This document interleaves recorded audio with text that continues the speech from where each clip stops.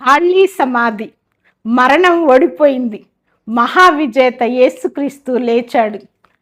Easter పండుగ శుభాకాంక్షలు. ఆదియును అంతమును నేనే, ఆల్ఫా ఒమేగా. సమాధిని గెలిచిన సింహం యేసు బ్రతికే ఉన్నాడు. అదే మన నిత్య జీవానికి గ్యారంటీ. పిత, పుత్ర, పవిత్రాత్మ నామమున ఆమెన్. ఈరోజు మనము ఈస్టర్ పండుగ అంటే మరణంపై జీవం సాధించిన విజయ సంబరాల్ని జరుపుకొంచున్నాము. ఈ లోకంలో ఏ వ్యక్తి అయినా పుట్టినరోజు, మరణించిన రోజు ఉంటాయి. కానీ తిరిగి జీవంతో లేచే రోజు సమాధి మీద రాయి దొర్లించబడింది. మరణం వణికిపోయింది. ఎందుకంటే యేసు లెగిచాడు. హల్లెలూయా. చాలామంది మరణం ఒక ముగింపు అనుకున్నారు.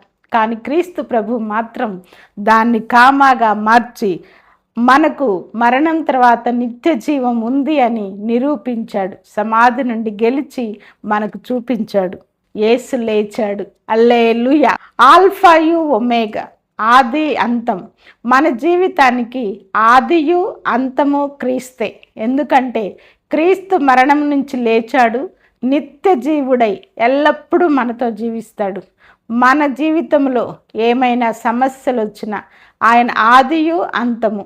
నీ సమస్యకు ముందు ఉంటాడు, నీ సమస్య తర్వాత కూడా ఉంటాడు. ఆయన నీ గతాన్ని మార్చగలడు, నీ భవిష్యత్తు నిర్మించగలడు. ఎందుకంటే అన్ని కాలాలు ఆయన చేతుల్లో ఉన్నాయి. యేసు లేచాడు, మరణాన్ని జయించాడు, కాలాన్ని ఆయన చేతిలోకి తీసుకున్నాడు. సమాధి మీద రాయి దొర్లించబడింది, మరణం వణికిపోయింది, యేసు సజీవుడై లేచాడు. అది మనకి అందరికీ సంతోషదాయకం. క్రైస్తవ జీవితానికి పునాది పడిన రోజు.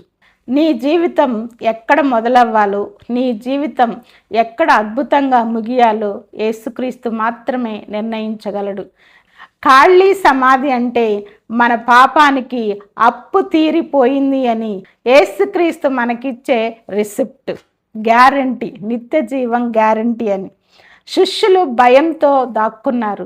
కానీ యేసు పునరుత్థానమైనాక వారి భయం భక్తిగా బలంగా మారింది.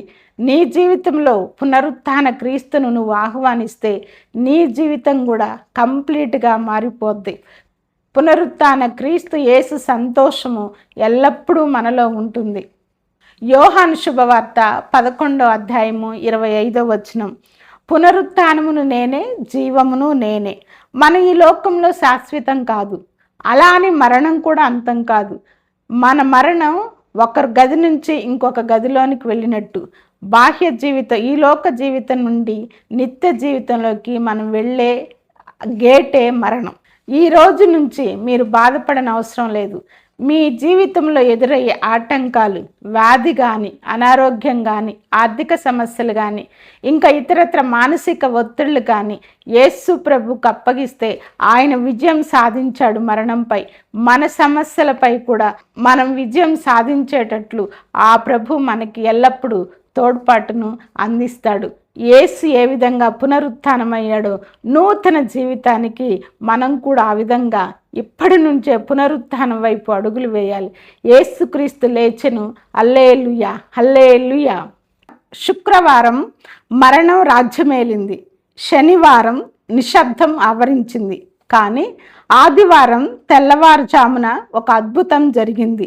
ఈస్టర్ పండుగ అంటే కేవలం సంబరాలతో ముగింపు కాదు. మన హృదయాల్లో యేసును సజీవుడిగా ఉంచుకోవాలి. ఆయన బ్రతికే ఉన్నాడు, నీతో మాట్లాడతాడు, నిన్ను నడిపిస్తాడు. ప్రార్థన. జయశీలుడవైన మా పరలోకపు తండ్రి, ఈ అద్భుతమైన ఈస్టర్ దినాన్ని బట్టే మీకు స్తోత్రాలు.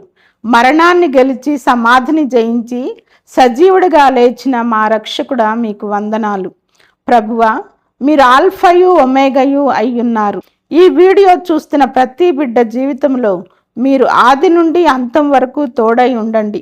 ఎవరైతే నిరాశలో, వ్యాధిలో, మరణ భయంలో ఉన్నారో వారికి మీ పునరుత్థాన శక్తిని ప్రసాదించండి. సమాధి రాయి దొర్లించబడినట్లు వారి జీవితాల్లోని అడ్డంకులన్నీ తొలగిపోవునుగాక. మేము ఈ లోక సంబంధమైన వారు మాత్రమే కాదు, నిత్య జీవానికి వారసులమని మాకు గుర్తు చేయండి. మీరు సజీవుడు కనుక మేము ధైర్యంగా సంతోషంగా జీవించుటకు సహాయం చేయండి. మా హృదయాలను మీ పునరుత్థాన సంతోషంతో నింపండి. మా విజయశీలుడైన యేసుక్రీస్తు నామమున ఈ ప్రార్థనను అడుగుచున్నాము తండ్రి. ఆమెన్. హల్లెలూయా, హల్లెలూయా.